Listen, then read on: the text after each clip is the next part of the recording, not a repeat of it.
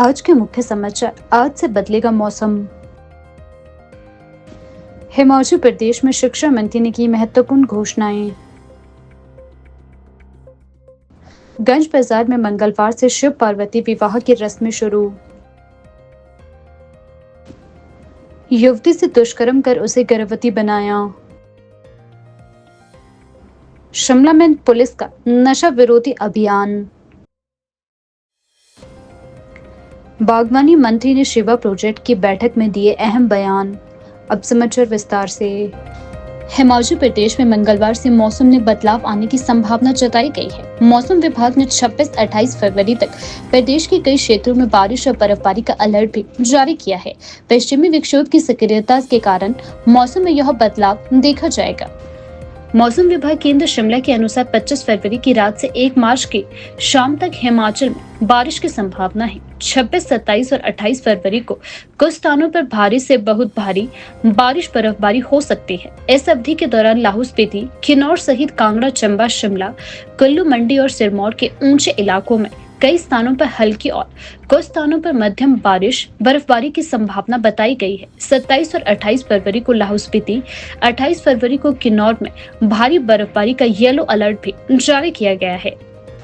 लाहौल में बीते दिनों हुई बर्फबारी के बाद काफी दिक्कतें पेश आई। लाहौल में अभी तक 100 से अधिक सड़कें बंद है। दूसरी तरफ उपमंडल पांगी का सड़क संपर्क देश दुनिया से कट गया है। रविवार दोपहर करीब 2 बजे किलाड़ तांदी राष्ट्रीय राजमार्ग पर तांदी से कड्डू नाला के समीप पहाड़ी से भूस्खलन हुआ। मलबा पत्थरों की जद में आने से करीब 400 मीटर राष्ट्रीय राजमार्ग क्षतिग्रस्त हो गया।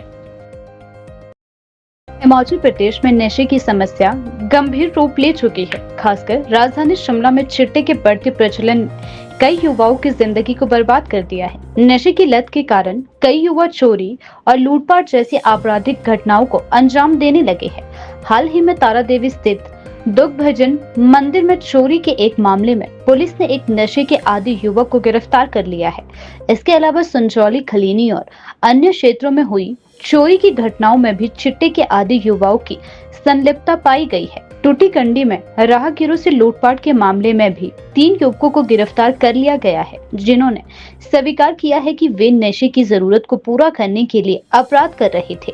पुलिस जहां नशा तस्करी रोकने के लिए सख्त कार्यवाही कर रही है, वहीं चिट्टे के आदी युवाओं को उपचार और काउंसलिंग देकर पुनर्वास की ओर ले जाया जा रहा है। कैथू जेल में 80 से अधिक युवा ऐसे हैं जो नशा तस्करी और सेवन के मामलों में बंद है। इन युवाओं की हालत तब बिगड़ जाती है जब उन्हें नशे की तलब सताने लगती है। रिपन अस्पताल और आईजीएमसी में ऐसे युवाओं का उपचार करवाया जा रहा है ताकि उनकी नशे की लत को कम किया जा सके। चिकित्सक इन्हें विशेष दवाइयां देते हैं। शिमला में पुलिस नशे के खिलाफ दोहरी रणनीति अपना रही है। एक तरफ तस्करों पर कड़ा शिकंजा कसा जा रहा है और दूसरी तरफ नशे की चपेट में आए युवाओं को सुधार कर मुख्य धारा में लाने के लिए प्रयास किए जा रहे हैं। हालांकि इस समस्या से पूरी तरह निजात पाने के लिए समाज और प्रशासन को मिलकर काम करने की जरूरत है। पुलिस ने अपील की है कि यदि किसी को नशे की लत से जूझ रहा कोई व्यक्ति मिले तो वे उसे उपचार के लिए आगे लाने में मदद करें। हिमाचल प्रदेश के सोलन जिले के नालागढ़ में नाम बदलकर एक युवती से दुष्कर्म कर उसे गर्भवती बनाने का मामला इन दिनों संज्ञान में आया है। पुलिस ने आरोपी को चंडीगढ़ से गिरफ्तार भी कर लिया है। पुलिस ने आरोपी को चंडीगढ़ से गिरफ्तार कर उसे कोर्ट में भी पेश किया है। कोर्ट के द्वारा उसे 3 दिन के पुलिस रिमांड पर भी भेजा गया है। आरोपी पर युवती ने गर्भ गिराने के लिए डराने व धमकाने का भी आरोप लगाया है। युवती के बयान पर पुलिस ने मारपीट का मामला भी दर्ज कर लिया है। पुलिस के अनुसार युवती ने इशाक अली, दिलशान खान व राहुल खान पर बंदूक की नोक पर गर्भपात करवाने का दबाव डालने का आरोप लगाया है। जब युवती के द्वारा उनकी बात नहीं मानी गई तो उसके ऊपर गाड़ी चढ़ाने का प्रयास भी किया गया, जिससे युवती ने किसी तरह से भागकर अपनी जान बचाई। एसपी विनोद धीमान ने बताया कि युवती के बयान पर नालागढ़ थाने में अलग से मामला दर्ज भी किया गया है। पुलिस के द्वारा मामले की छानबीन की जा रही है। नालागढ़ के इशाक अली ने उसे शादी का झांसा देकर शारीरिक संबंध बनाए और वह फरार हो गया। शिकायत पर पुलिस ने मुकदमा दर्ज किया और पुलिस अधीक्षक बद्दी विनोद धीमान ने मामले की जांच शुरू की। उन्होंने जानकारी देते हुए बताया कि आरोपी को गिरफ्तार कर पुलिस के द्वारा 3 दिन के रिमांड पर भेजा गया है। हिमाचल प्रदेश के शिक्षा मंत्री रोहित ठाकुर ने आज मीडिया से रूबरू होते हुए कई महत्वपूर्ण घोषणाएं की। उन्होंने बताया कि प्रदेश में प्री प्राइमरी स्कूलों में शिक्षक पदों को आउटसोर्सिंग के माध्यम से भरा जाएगा। यह कदम स्कूलों में शिक्षक की कमी को दूर करने के लिए उठाया गया है। इसके अलावा शिक्षा मंत्री ने प्रदेश में नशे की समस्या को लेकर सरकार द्वारा उठाए गए सख्त कदमों के बारे में भी जानकारी दी। उन्होंने कहा कि नशे को काबू में लाने के लिए कई उपायों पर काम किया जा रहा है और इस पर विशेष ध्यान भी दिया जा रहा है। आप जानते कि चाहे हमारी सरकार की बात हो चाहे पूरे राष्ट्र की बात हो, लगभग सभी आपकी प्रदेश सरकारें अपनी शिक्षा विभाग को कंसोलिडेट कर रही है। और हमारे प्रदेश में हमने इसकी शुरुआत एलिमेंट्री एजुकेशन से की थी, जहां लगभग कोई 1094 स्कूल्स हमने डिनोटिफाई किए या ज्वाइनिंग स्कूल में मर्ज किए थे, और 1094 में लगभग कोई 675 स्कूल ऐसे थे जो जीरो इनरोलमेंट, जहाँ पर एक बच्चा नहीं था। 419 स्कूल ऐसे थे जहाँ पर बच्चे थे और इनकी संख्या भी लगभग कोई 694 के आसपास थी। और अधिकतर बच्चों ने, हमारे लगभग 95% बच्चों ने ज्वाइनिंग स्कूल में अपनी एडमिशन भी ले ली थी। और दूसरे क्रम में अब जो हायर एजुकेशन के हमारे संस्थान है, जैसे सीनियर सेकेंडरी स्कूल की आपने बात की, वरिष्ठ माध्यमिक पाठशालाओं की बात की, इसमें भी फर्दर मैं समझता हूँ स्ट्रेंथनिंग का, कंसोलिडेशन का हमारा प्रोसेस प्रारंभ हो चुका है। और वर्तमान में जो हमने मापदंड तय किए, उस मापदंड के अनुसार लगभग कोई टोटल जो स्ट्रेंथ हमने रखी है 6ठी से लेके 12वीं तक, यानी एक तरह से 7 क्लासेस में आपकी कम से कम 25 के आसपास स्ट्रेंथ होनी चाहिए। तो उसमें आपका एक तरह से आप मानिए कि मिडिल भी उसमें ही आता है 8वीं तक, हाई भी आपका उसी में आता है 10वीं तक, और 2 क्लासेस आपकी +1 और +2 की आपकी सीनियर सेकेंडरी की होगी। तो टोटल स्ट्रेंथ इन तीनों स्कूलों में कम से कम आपकी 25 के आसपास होनी चाहिए, या आपकी +1 और +2 में मिनिमम आपकी 5 के आसपास आपकी स्ट्रेंथ होनी चाहिए, इनरोलमेंट होनी चाहिए। नहीं तो अन्यथा वो आपके स्कूल्स आपके एडजॉइनिंग आपके सीनियर सेकेंडरी स्कूल में आपके ये स्कूल्स मर्ज होंगे, और वो एक तरह से स्तर का कम किया जाएगा। जहाँ पर आपकी स्ट्रेंथ +2 की बन नहीं रही है, उसको हाई स्कूल रखा जाएगा। जहाँ हाई स्कूल के अनुसार जो हमने मापदंड, जैसे 25 का हमने +2 के लिए रखा है, हाई स्कूल के लिए हमने 20 का मापदंड रखा है, तो वो आपका हाई स्कूल मिडल होगा। तो इस सोच के साथ हम कार्य कर रहे हैं, लेकिन अंतिम निर्णय कैबिनेट लेगी, और हम जो अगली मीटिंग होगी उसमें शिक्षा विभाग इस तरह का प्रस्ताव अपने कॉलेजेस का भी बिलो 100, जहाँ पर आपकी इनरोलमेंट पिछले उदाहरण के तौर पे कई ऐसे कॉलेज है जो वर्ष 2016-17 के कॉलेज खुले हुए, और हर वर्ष आपकी स्ट्रेंथ घटती जा रही है। उदाहरण के तौर पे कई कॉलेजेस ऐसे थे जहाँ पर जब इनको प्रारंभ किया गया 2016 या 17 में, तो उस वक्त स्ट्रेंथ आपकी लगभग कोई 100 के आसपास थी, लेकिन वर्तमान में वो मात्रा आपकी 40-50 रह चुकी है। तो हर वर्ष आपकी इनरोलमेंट घटती जा रही है। तो 100 से नीचे कॉलेज का होना, और हर वर्ष कोई नया कॉलेज नहीं है, पिछले कुछ 6-8 साल पुराना कॉलेज है, आपकी संख्या, आपकी इनरोलमेंट घटना एक चिंता का विषय है। तो एक सोच के साथ कि जो एडजॉइनिंग वहाँ पर कॉलेज होगा, वहाँ पर इन बच्चों को मर्ज किया जाएगा। तो इस सोच के साथ भी हम अपना प्रस्ताव कैबिनेट में ले जाएंगे।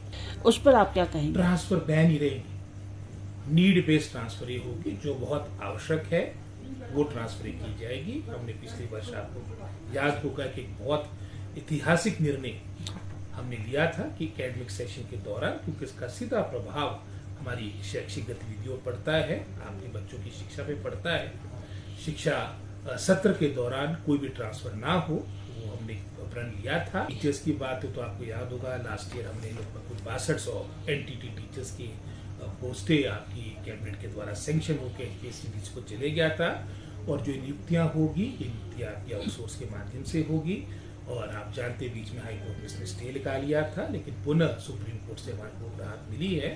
तो शीघ्र हमारी जो एनटीटी टीचर्स की प्रक्रिया है, जो एनसीटी गाइडलाइंस के अकॉर्डिंग होगी, जो रिक्रूटमेंट होगी, वो शीघ्र प्रारंभ होगी। और इसके अलावा जैसे आप आया की बात कर रहे हैं, वो लगभग वो भी इतनी ही संख्या में, लगभग 6200 के आसपास, इसकी प्रक्रिया भी शीघ्र प्रारंभ होगी। राधा कृष्ण मंदिर गंज बाजार में मंगलवार से शिव पार्वती विवाह की रस्में शुरू हो चुकी है।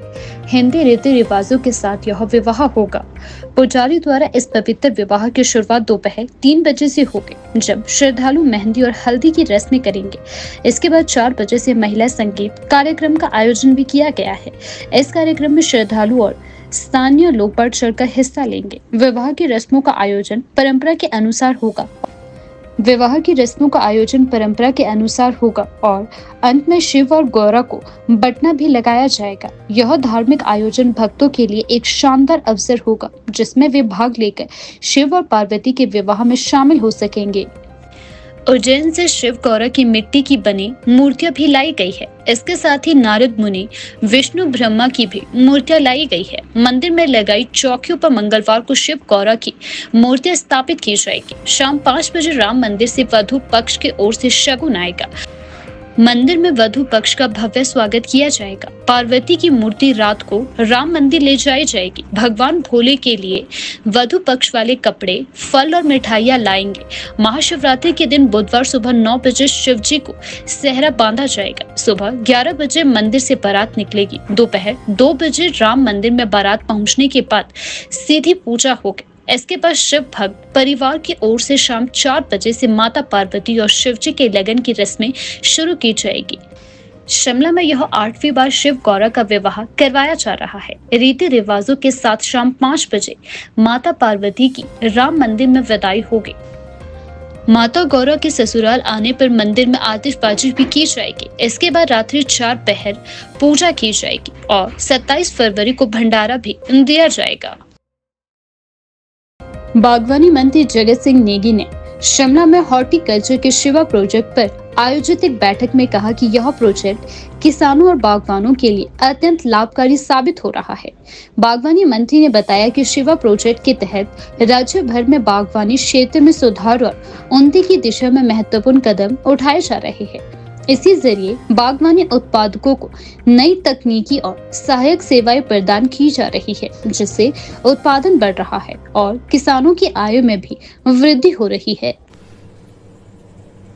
ये जो स्टेट कार्डर पटवारी कानून का किया गया, काफ़ी डेलिब्रेशन के बाद किया गया है। इनके एसोसिएशन के जो पदाधिकारी हैं उनके साथ भी कई दौर की बैठकें हुई हैं। तो सभी पक्षों के जो है हमने उससे विचार विमर्श करने के बाद जनहित में जो है ये फैसला लिया गया है। और इसमें जो है कोई जो हमारे कर्मचारी हैं, खासकर पटवारी हैं या कानून, इनको भी कोई परेशानी नहीं होनी चाहिए, क्योंकि बहुत सारे जो है अगर आप डिस्ट्रिक्ट्स में देखेंगे तो लोग अपने जो है डिस्ट्रिक्टों से दूसरे डिस्ट्रिक्टों में सर्विस में है, और वो ज़्यादातर हमें भी मतलब मांग करते रहते हैं कि वो उनको अपने डिस्ट्रिक्टों में जाने के लिए जो है ट्रांसफ़र किया जाए। तो एक तो उनका ये अपना मुद्दा भी तो पूरा हो रहा है। दूसरा ऐसा भी है कि कई डिस्ट्रिक्टों में बहुत ज़्यादा तादाद में है, कई डिस्ट्रिक्टों में पोस्टें खाली पड़ी है। तो ये सारी विसंगतियाँ जो है इसको एड्रेस किया जाएगा, क्योंकि बहुत सारी सर्विसेज आज अगर आप देखेंगे वो स्टेट कार्डर का है, तो इसमें इनको कोई ज़्यादा दिक्कत नहीं होनी चाहिए। डिस्ट्रिक्टों में हमारे निचले क्षेत्रों में चला है 1100 करोड़ की लागत से, हमारा जो एशियन डेवलपमेंट बैंक के द्वारा फंडेड है। तो इसको लेकर इसमें जो है करीब हमने 6000 हेक्टेयर भूमि पर जो है विभिन्न प्रकार के जो हमारे फल हैं, जिसमें खासकर नींबू प्रजाति के जो सिट्रस फ्रूट्स है, अमरूद है, अनार है, या दूसरे आजकल जो नए वैरायटीज़ भी आ रहे हैं आपके, जैसे इसमें अगर आप ड्रैगन फ्रूट है या अन्य जो है, इसको लगाने के लिए जो है ये प्रोजेक्ट है। ये प्रोजेक्ट अपने आप में एक अलग से प्रोजेक्ट है। इसमें जो हम बेनिफिशरीज हैं उनको क्लस्टर के रूप में लेते हैं, जैसे 10, 11, 15, 20 तक भी, या जितने भी लोग हैं उनको एक क्लस्टर में लेते हैं उनकी ज़मीनों को, और सारी ज़मीन को जो है हम चारों तरफ से इसकी जो फेंसिंग करके, सोलर फेंसिंग भी करते हैं, जाली भी लगा कर देते हैं, और फील्ड सारा जो है खुद तैयार करके देते हैं। उसमें पूरा प्लांटेशन हम करके देते हैं।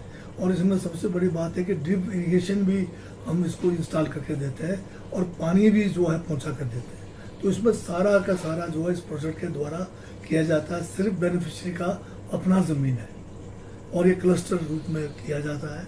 तो इसकी हमने आज रिव्यू बैठक की, तो इसमें जो कुछ कमियां पाई गई है कि कुछ जो इसमें देरी है किसी कारण से, जैसे क्लस्टर फॉर्मेशन में देरी है, या जो ठेकेदारों के द्वारा जो फील्ड प्रिपरेशन है या फेंसिंग का काम में डिले हो रहा है, या हमारे जल शक्ति विभाग के द्वारा सिंचाई की जो योजनाएं बनानी है उसमें जो देरी हो रही है, या ड्रिप इरिगेशन की देरी हो रही है, उन सब पहलुओं के ऊपर हमने आज सभी जो है हमारे जल शक्ति विभाग के उच्च अधिकारी भी और फील्ड में काम करने वाले एक्सीन भी और हमारे हॉर्टिकल्चर डिपार्टमेंट से संबंधित इन 7 डिस्ट्रिक्टों के सभी डिप्टी डायरेक्टर्स और जितने इसमें कॉन्ट्रैक्टर्स हैं, अलग अलग कॉन्ट्रैक्टर्स हैं, कोई फील्ड प्रिपरेशन का है, कोई सोलर फेंसिंग का है, कोई जो है प्लांट सप्लायर है, कोई अन्य जो भी काम है, उन सब के साथ बैठकें की और हर क्लस्टर वाइज हमने उसका रिव्यू किया।